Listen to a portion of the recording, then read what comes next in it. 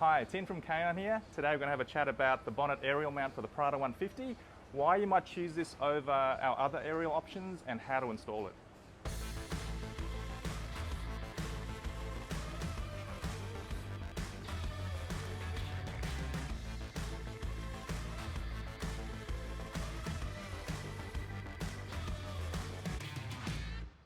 One of your first upgrades to your car, if you're setting up for touring, is usually a UHF, and you have to decide where you want to put the aerial. So traditionally, they sit on the front here on the bulbar. There's a pretty good mount there. The problem with that is if you've got a passenger who likes to take photos, you'll have an aerial in the way, and it does get annoying sitting in front of an aerial for kilometres and kilometres and kilometres.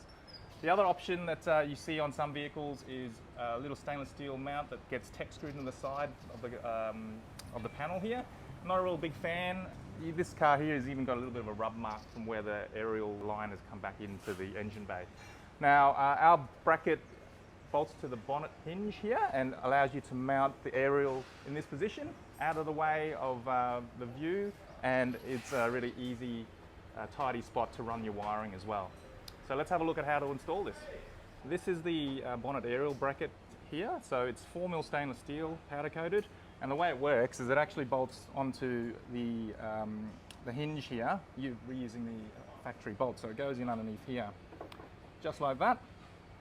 So first thing you want to do is you want to mark the position of this hinge so that when everything gets bolted back together, your bonnet is in the same position as it was originally. So I've got two marks. I've got one mark on the side here and one mark on the top, just with a little bit of a Sharpie.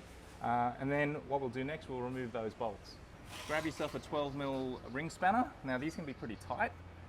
We want to remove both of these so we can get the bracket underneath. So just loosen that off.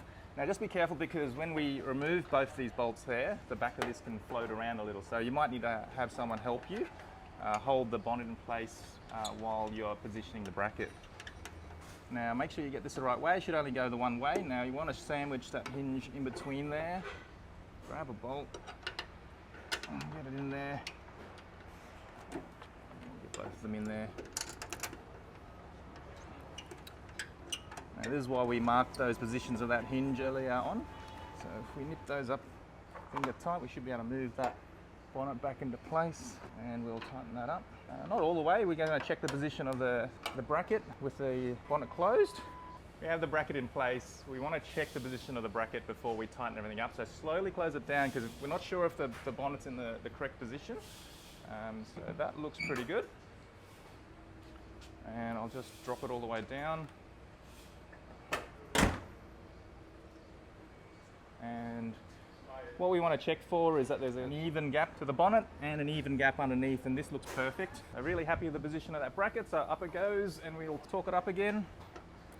Tighten that up nice and tight. Okay, good. With the aerials, we recommend you don't go over 600mm, which sort of positions it right there and keeps it underneath the highest point in your vehicle, so you don't have to worry about car parks and so forth.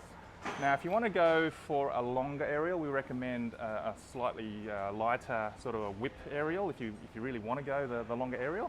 So 600mm, this is the sort of aerial that most people will install in this position.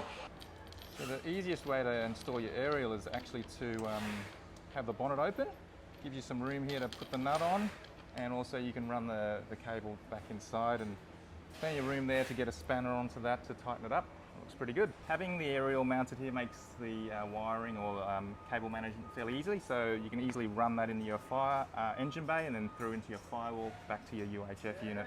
So just sitting it right there, and I'll just show you it closed. And it's nice and tucked in here.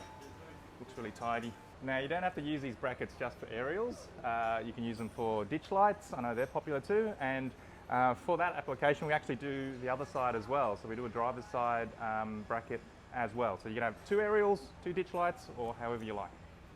Okay, so we have the aerial installed. Now we have happy passengers able to take photos without having a big aerial in the way.